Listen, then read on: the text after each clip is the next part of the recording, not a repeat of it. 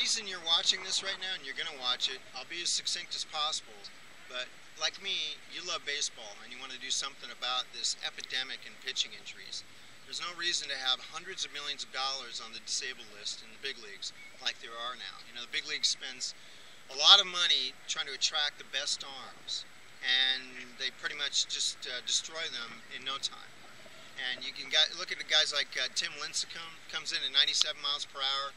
Now he's having a hard time getting anybody out at 89 to 91 typically. You can hump it up to 94 here and there. But he's lost because he's lost his velocity. So what I want to do is point out the problem, the solution, and then I want you to spread the gospel. Because I want big league teams, I want college teams, I want high school teams, I want little league teams doing it the right way. There is a right way, there is a wrong way, and for some reason, somebody drank the Kool-Aid and they're spreading the bad news, excuse me, the bad way to do things. Okay, so here's the problem.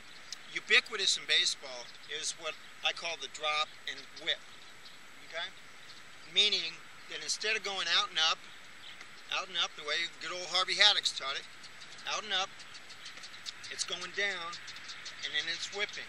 Now, you can hire your own kinesiologist to explain the nuances and the details of what happens when a good, strong arm goes violently toward the plate with great arm speed. Okay, I'm just going in slow motion here. But every time you do that, you got micro tears, especially off a mound. We're just flat right here. Okay? So we want to eliminate the wear and tear on the arm. Even great guys like Greg Maddux, pitched forever, real smart guy. But guess what? He wasn't drafted because he was throwing 85 or 82 or 83. No, he had a good arm. And the velocity dropped because of the drop and whip. And he's a smart guy.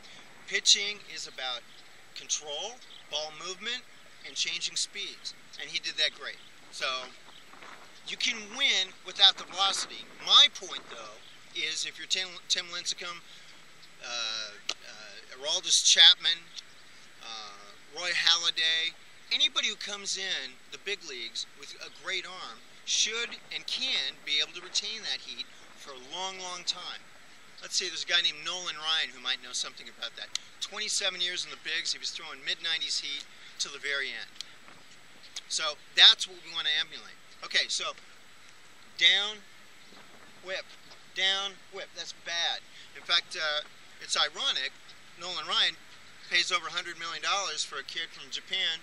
He's throwing 96, right? Yu Darvish in Japan, pitching once a week. Welcome to the big leagues. Looks real cool in pictures. He's down here like this. In fact, now it's like this, and he curls the wrist. And then he comes violently to the plate. There's no way they're going to get what they paid for in that contract. Much like Daisuke Matsuzaka. I saw him at the WBC beating Cuba at 96 miles per hour. That down and whip will burn you out. It'll just burn you out. So the solution is you go out and up, okay? Guess who did that for 27 years?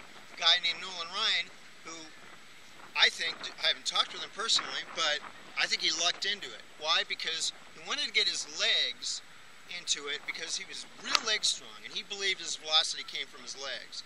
And so you incorporate the torso and the legs, and what that did though was he liked going over the head, knee toward the chin, doing everything in slow motion on flat ground. But what that did was that got him fortuitously, got his hands up here, and then it was a simple out and back, just a quickie, boom. And again, I'm doing everything in slow motion here, out, back, through, and then the key is you could do this fine, but like Ivan Nova on the Yankees, does a pretty good out and up, but then he's a stand-up pitcher. He's like this. He doesn't follow through very well. So again, pitching is a whole lot of things. I'm here to help people get it the right way, even at the big league level. It just pains me to see all these great arms go down the tubes. You know, you see guys like Oral Hershiser. He was on the cover of one of the guys who taught me way back when I was a kid, Tom House. You know, real cool picture in his Dodger uniform, and he's got the hand and the ball right here behind the rump. Well, you know, we all know what happened. He had a devastating shoulder injury, and again, Oral, real smart guy, reinvented himself as a finesse pitcher, pitched into his early 40s, great. But again, my thing is, you don't have to get hurt, you don't have to lose the velocity.